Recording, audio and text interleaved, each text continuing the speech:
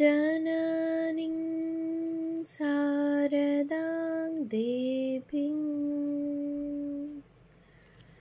रामकृष्णं जगद्गुरुं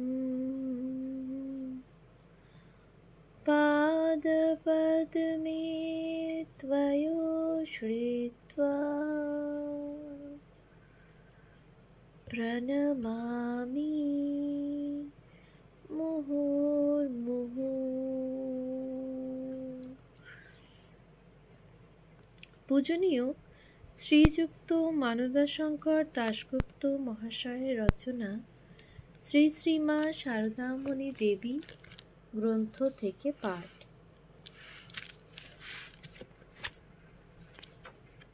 পৃষ্ঠা সংখ্যা 232। মা ও ঠাকুর। 4। মা তাহার নিজের ও ভাইদের সংসারে বহু কায়িক শ্রমে লিপ্ত হইতেন। যখন আর প্রয়োজন ছিল না তখনও ঐরূপ করিয়াছেন, এবং সংসারের চাল ডাল কলাই হইতে আরম্ভ করিয়া ঘুঁটে গোবর পর্যন্ত সব কিছুরই খবর রাখিয়াছেন। ঠাকুর কখনো ওইসব করেন নাই, এবং করা তাহার পক্ষে সম্ভবও ছিল না। 5। দেহরক্ষার অল্প কিছু পূর্ব পর্যন্ত মা তাহার জন্মভূমি ও সেখানকার আত্মীয় স্বজনের প্রতি টান সমভাবে বজায় রাখিয়াছেন, কিন্তু ঠাকুর উহা হইতে নিজেকে সর্বদাই যথাসম্ভব মুক্ত রাখিয়াছেন বা রাখিবার চেষ্টা করিয়াছেন। এইরূপ মা ও ঠাকুরের মধ্যে আরও কোনো কোনো বিষয়ে পার্থক্য দেখা যায়। তাহা ছাড়া মা স্ত্রীলোক, এবং স্ত্রীলোকের সকল বিশেষত্বই তিনি সযত্নে রক্ষা করিয়া চলিতেন। উচ্চতম আধ্যাত্মিক অনুভূতি লাভের পরেও তিনি উহা কিছুমাত্র ক্ষুণ্ণ হইতে দেন নাই। এই জন্য মার চলাফেরা, আলাপ ব্যবহার প্রভৃতি অনেকটা ভিন্ন ধরনের ছিল, এবং মোটের উপর দেখা যায় মা সকল বিষয়েই ঠাকুরকে অনুকরণ করিতে যান নাই, এবং অনেক বিষয়ে নিজের বৈশিষ্ট্যই বজায় রাখিয়াছেন। কোনো কোনো বিষয়ে মা ঠাকুরকে অতিক্রমও করিয়াছেন। সে দৃশ্যগুলি বড়ই প্রাণ স্নিগ্ধকর। আলোচনার পর মনে হয় অমৃত স্নান করিয়া উঠিলাম। ইহাই আমরা এখন দেখিব। মার সর্বাপেক্ষা বড় বৈশিষ্ট্য, তিনি ছিলেন মায়ের আসনে।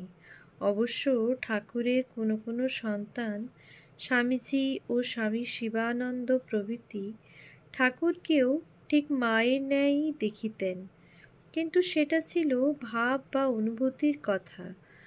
আর মা ভাবে, বাস্তবে এবং সব কিছুতেই ছিলেন মা, পরিপূর্ণ এবং নিছক মা। তাহার এই মাতৃভাব তিনি কিছুতেই ক্ষুণ্ণ হইতে দিতেন না, এবং তৎসম্পর্কে কোনো আপোষ রফাও মানিতেন না। এইখানেই তাহার ব্যক্তিত্ব, গর্ব ও মহিমা। এই তিনেরই কিছু দৃষ্টান্ত আমরা ইতঃপূর্বে দেখিয়াছি। দক্ষিণেশ্বরে ঠাকুর যখন কোনো স্ত্রী ভক্তের হাতে তাহার খাবার দিতে নিষেধ করেন, তখন মা জবাব দেন, তা তো আমি পারবনি ঠাকুর, আমায় মা বললে আমি তো থাকতে পারবনি। আবার গোপালের মা যখন বলরামবাবুর বাড়ি হইতে একটি জিনিসের পুঁটুলি আনিয়া ঠাকুরের বিরক্তিভাজন হন, তখন তিনি মার কাছে গিয়া সব জানাইলে মা তাহাকে আশ্বাস দিয়া বলেন, উনি বলুন গে, তোমায় দেবার তো কেউ নেই, তুমি আর কি করবে, দরকার বলেই তো এনেছ। এই রকম বহু কাহিনী আছে।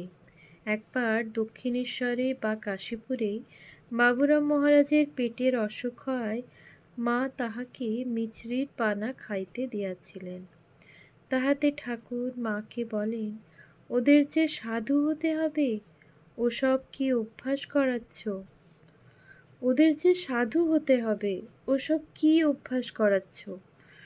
কিন্তু মা তাহার এ উপদেশ মানেন নাই। পরবর্তীকালে তিনি এই ত্যাগী ছেলেদের সম্পর্কেই একদিন দর্পের সহিত বলিয়াছেন, আমার ছেলের, ঠাকুরের ছেলের খাবার কষ্ট কেন হবে? কখনোই হবে না। কেন ভালো খাবে না? যার আসক্তি সেই দুঃখ কষ্ট পাবে। এই অপার দয়া, অনন্ত ক্ষমা, অসীম করুণাই মার ভুবন আলো করা বিশেষত্ব। ইহার কাছে উপদেশ তত্ত্বকথা ছাই হইয়া উড়িয়া যায়। মার সম্পর্কে ওই সকলের অবতারণা অনাবশ্যক, বাহুল্যমাত্র, এবং উহার অত্যধিক চর্চা সত্যই একটা অপরাধ তুল্য।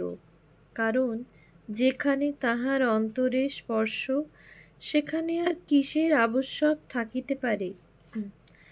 আবশ্যক মনে করিলে মার বিশ্ব বিমোহন মাতৃত্বকেই ক্ষুণ্ণ করা হয়।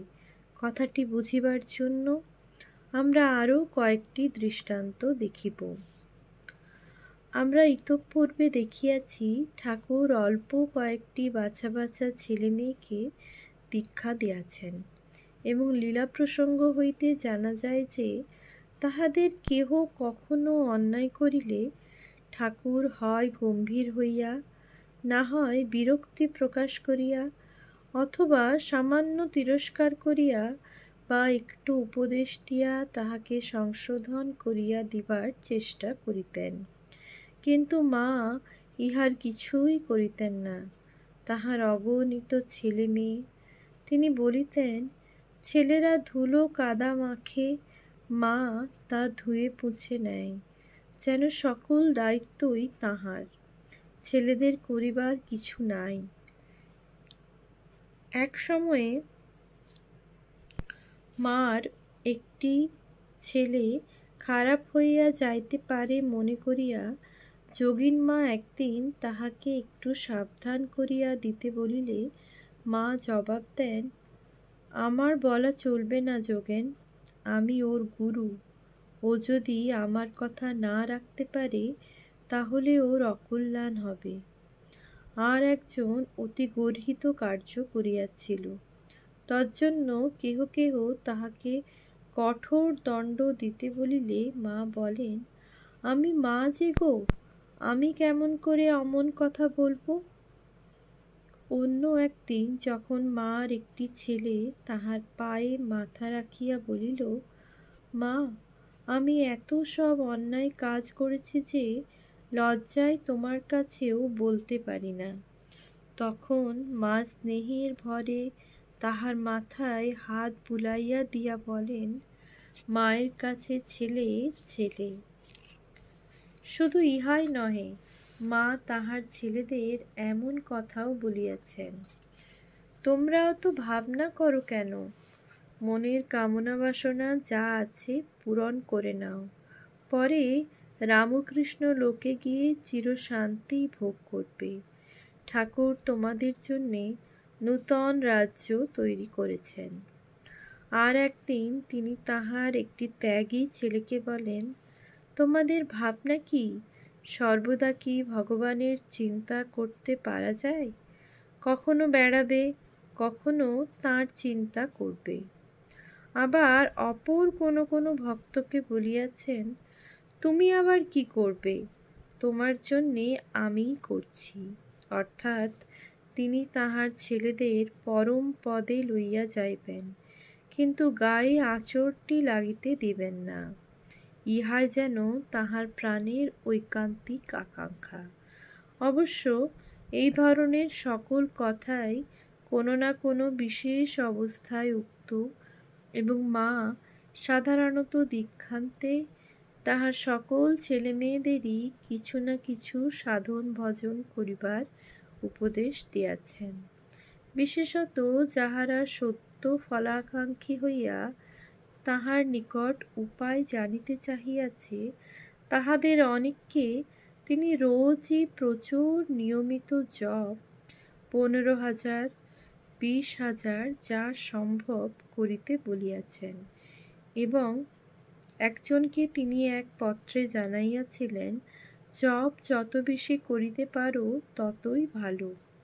কিন্তু তাহা হইলেও তাহারা কেহ যে অতিরিক্ত কঠোরতা করিয়া কষ্ট পায়, ইহা তিনি যেন আদৌ পছন্দ করিতে পারিতেন না।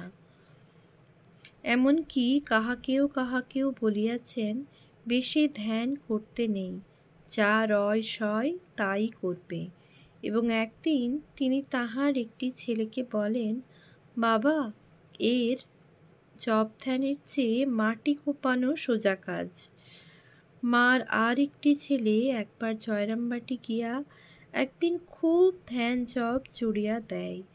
তাহার মনের ভাব এই যে মার কাছে থাকিয়া ধ্যান জপ করিলে ফল বেশি পাওয়া যাইবে। সেদিন সে মাকে প্রণাম করিতে গেলে মা বলেন, মায়ের কাছে এসেছ, এখন এত ধ্যান জপ কি দরকার? আমি যে তোমাদের জন্যে সব করছি, এখন খাও দাও, নিশ্চিন্ত মনে আনন্দ করো।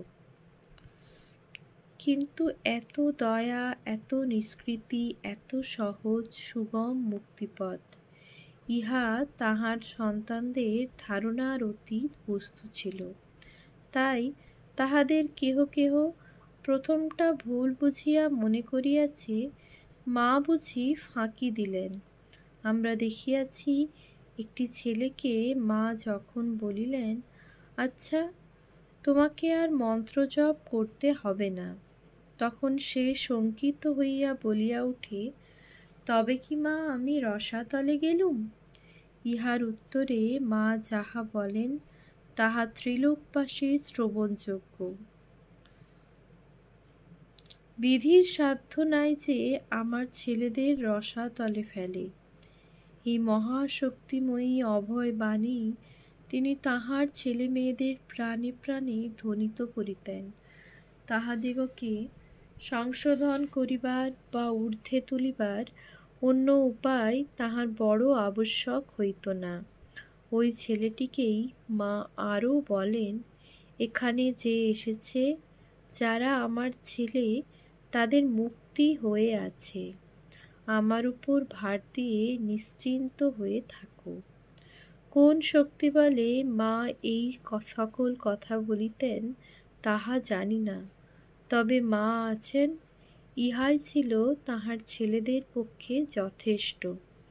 তিনি তাহার কত সন্তানকে বলিয়াছেন, মনে ভাববে আর কেউ না থাক, আমার একজন মা আছেন, আমি রয়েছি, আমি মা থাকতে ভয় কি?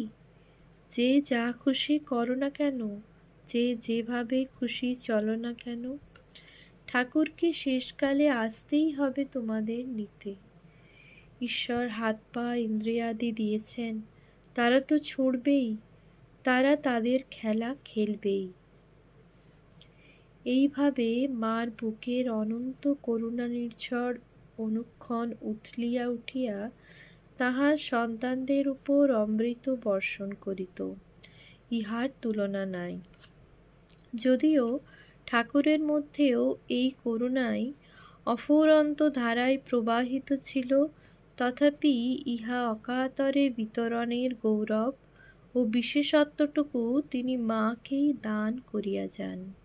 এবং যদিও ইহাদের মধ্যে কোনো তুলনা অচল ও নিরর্থক, তাহা হইলেও শ্রী শ্রী ঠাকুর বলিতে আমাদের মনে সর্বাপেক্ষা বড় হইয়া দেখা দেয় তাহার অলৌকিক সাধনা, তাহার মুহুর্মুহু সমাধি, তাহার অপূর্ব কথামৃত, তাহার স্বল্প সংখ্যক ও সযত্নে নির্বাচিত শিষ্যগণের অতুলনীয় প্রতিভা গৌরব। তেমনি যদিও মাও ঠাকুরের ন্যায় প্রচুর সাধনা করিয়াছেন, শ্রেষ্ঠতম সমাধি লাভ করিয়াছেন, অবিশ্রাম অমৃত কথাই বলিয়াছেন, এবং তাহারও অনেক কৃতি সন্তান ছিলেন ও আছেন, তথাপি মা বলিতে আমাদের প্রাণে ভাসিয়া ওঠে তাহার স্নেহ করুণাঘন অপূর্ব মাতৃমূর্তি, এখানে জ্ঞান, উপদেশ, তত্ত্বকথা সবই তাঁহার স্নেহতলে নিমজ্জিত। এখানেও ও সবই বর্তমান, তথাপি সবই কেবল স্নেহ, স্নেহ, স্নেহ, অমৃত, অমৃত, অমৃত। এই অপার মাতৃস্নেহে অভিভূত হইয়াই নাগ মহাশয়ের মতো ঠাকুরের একান্ত ভক্তও একদিন বলিয়া উঠেছিলেন, বাপের চেয়ে মা দয়াল, বাপের চেয়ে মা দয়াল। এবং ইহা শ্রী শ্রী মায়েরই মুখের কথা। বাবা, জানো তো, ঠাকুরের জগতের প্রত্যেকের উপর মাতৃভাব ছিল। সেই মাতৃভাব জগতে বিকাশের জন্য আমাকে এইবার রেখে গেছেন। অর্থাৎ এখানেও ঠাকুরই তাহার পশ্চাতে, অর্থাৎ মা তাহারই বুকের অনন্ত করুণা ধারা জগতে প্রবাহিত করাইয়া দিয়াছেন। সত্য সাগর মন্থন করিয়া তিনি যে অমৃত তুলিয়াছিলেন, মা সেই অমৃত। তাহার সাধন ফল, তাহার মাথার মণি জগৎকে দান করিয়া গিয়াছেন। জ্ঞান, উপদেশ, তত্ত্বকথা, ধর্ম সমন্বয় এসবই এখানে ওই একই পরম বস্তু। মা কোনো চিন্তা দ্বিধা না করিয়া শুধু স্নেহের ভারেই বলিয়াছিলেন, আমজেদও আমার ছেলে। আমজেদ জয়রামবাটির নিকটবর্তী শিরোমণিপুরের এক গরিব মুসলমান, ডাকাত বলিয়া কুখ্যাত, শুধু মায়ের দুয়ারে আশ্রিত। একদিন বিলাতি বর্জনের কথা শুনিয়া মা বলেন, বাবা, ওরাও, ইংরেজরাও আমার ছেলে। অন্য এক সময়ে তিনি বলেন, আমি সতেরও মা, অসতেরও মা। কোথায় যে তাহার দয়া, স্নেহ ও মমতা ছিল না, তাহা বলা সুকঠিন। সমস্ত জগৎ তাহার, তিনি জগতের। ওম শান্তি শান্তি শান্তি। হরি ওম তৎসৎ। শ্রীরামকৃষ্ণার্পণমস্তু।